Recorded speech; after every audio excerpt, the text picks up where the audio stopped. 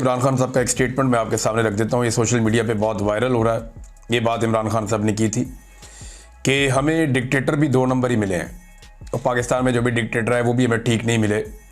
जो fraudy dictator होता है वो पहले फ्रॉड इलेक्शन कराता है, फिर डमी वज़ीर आज़म और डमी पार्लियामेंट लेकर आता है, फिर अदालतों का बेड़ा गर्क करता है और यूं मुल्क को तबाह कर देता है। देखिए, हमें मिले फौजी डिक्टेटर्स, तो नॉर्मली जो फौजी डिक्टेटर्स होते हैं वो तबाहियाँ ही फेरते हैं, वरना दुनिया के कई मुल्कों में बादशाहत है और वो मुल्क बड़ी अच्छी तरक्की भी कर रहे हैं। सऊदी अरब में देखें, यूएई में देखें, बहरीन में देखें, ओमान में देखें।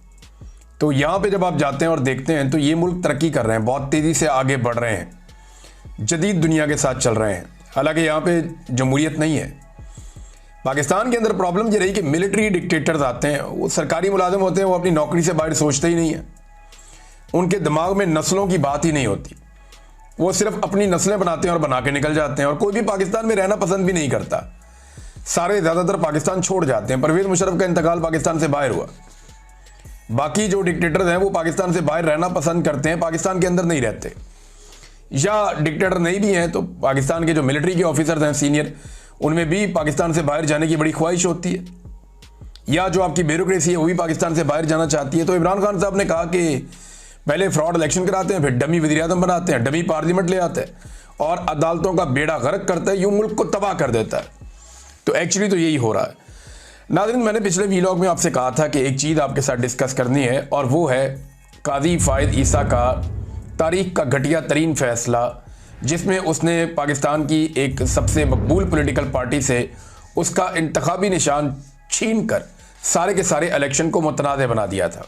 अब जब इंतखाबी निशान छीना था तो उस वक्त इलेक्शन कमीशन ने और सब ने ऐसे पोर्ट्रे किया था कि अब पाकिस्तान तहरीक इंसाफ ख़त्म हो गई है, अब ये एक पॉलिटिकल पार्टी नहीं है। बाद में कहा जी आपने क्यों मान लिया कि आप एक पॉलिटिकल पार्टी नहीं है? भाई, जो बंदा पाकिस्तान तहरीक इंसाफ का एफिडेविट लेकर जाता था उसको तो वहां पकड़ लेते थे वो, और ज्यादातर को ये कहते थे जनाब आपका तो एक्सेप्ट ही नहीं हो सकता क्योंकि आपकी पार्टी के बाद इंतखाबी निशान नहीं है। तो जिसके बाद इंतखाबी निशान नहीं है वो पॉलिटिकल पार्टी नहीं है। तो काजी साहब ने क्योंकि फैसले के अंदर ये चीज़ बयान नहीं की थी और ये नहीं कहा था कि पॉलिटिकल पार्टी मौजूद रहेगी, मैं सिर्फ पेनल्टी के तौर पे इनका इंतखाबी निशान ले रहा हूं, ये भी नहीं किया था। तो अब बल्ले का इंतखाबी निशान छीनने वाले मामले पर अभी तक सुप्रीम कोर्ट ऑफ पाकिस्तान में जजेस बहुत परेशान हैं और अपने उसी फैसले से भाग रहे हैं। जज साहिबान कभी फैसले का बोझ इलेक्शन कमीशन पे डाल देते हैं, ये सईद बलोच साहब ने भी इसके ऊपर निशानदेही की है, और कभी पीटीआई को इल्ज़ाम देते हैं। हकीकत यह है कि काजी फ़ाइज़ ईसा ने बरतानवी हाई कमीशन को ख़त लिखकर भी अपने इस फैसले का दिफा किया था, और उस खत में काजी फ़ाइज़ ईसा ने यह नहीं कहा था कि फैसले की तशरीह गलत की गई है। अब बाद में वो ये कहते हैं जनाब फैसले की तशरीह ठीक नहीं है।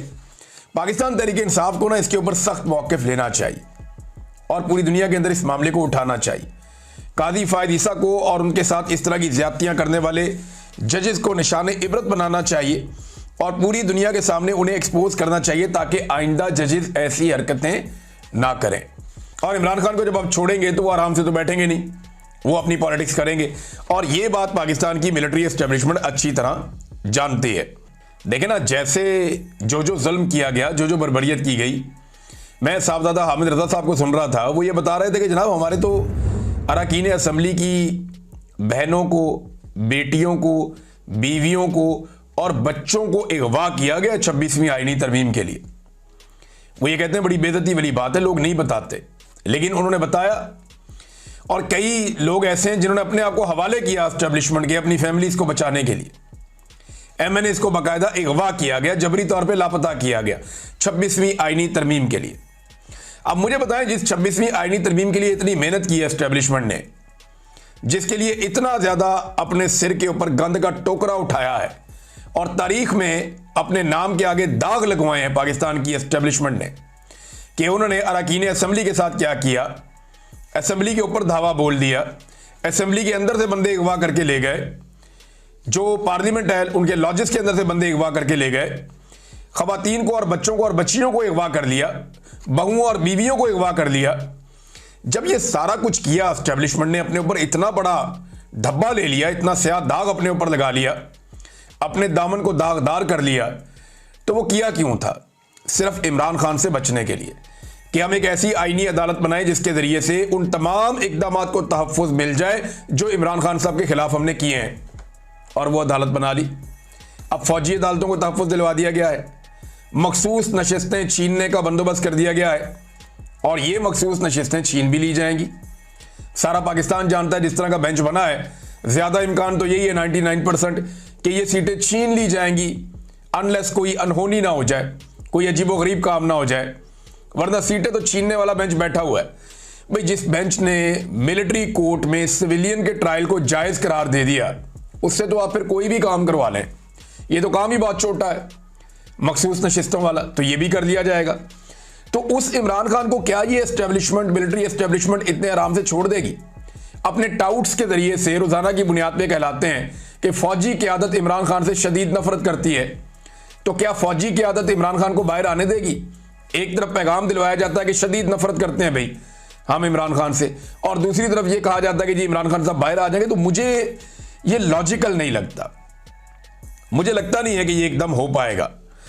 एक और बात भी बड़ी इंपॉर्टेंट जो कि हामिद रजा साहब ने, क्योंकि उनका जिक्र हो रहा है तो मैं बता देता हूं, उन्होंने कहा जी कि मियां नवाज शरीफ ने हरम पाक में बैठकर खाना काबा में उनके वालिद से एक बात कही थी, क्योंकि उनके वालिद के पास एक डॉक्यूमेंट उनके वालिद के हाथ लगा था जिसमें शरीफ खानदान ने बाकायदा NRO हासिल किया था और एक मुआहदा किया था परवेज़ मुशर्रफ की हुकूमत के साथ, जिसमें गारंटी दी गई थी कि ये चीज़ें हम करेंगे और ये नहीं करेंगे, और उसमें जो बंदे पाकिस्तान से बाहर लेकर गए, पैसा जो चीज़ें लेकर जानी थी लेकर चले गए, वो पूरा मुआहदा साहबजादा हामिद रजा साहब के वालिद गिरामी के हाथ में लग गया, मरहूम के।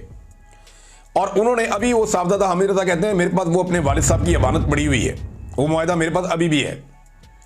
तो नवाज शरीफ साहब से 2 दिन के बाद मिले उनके वालिद साहब, और मक्का में मिले, हरम पाक में मिले, और उन्हें कहा क्या ये बात सच है? तो मियाँ साहब ने हरम में बैठ के हल्फन इस बात से डिनाई कर दिया था। रूह कांप नहीं जाती है आपकी कभी सोचते हुए? लेकिन जब वालिद ने यह किया कि हरम में बैठ के साहबजादा हामिद रजा साहब के वालिद साहब के साथ झूठ बोल दिया हरम में बैठ के, और हलफ लेकर के मैंने कोई मुआहदा नहीं किया, और फिर सारी दुनिया ने बाद में वो मुआहदा भी देखा, कैसी अजीब चीज है।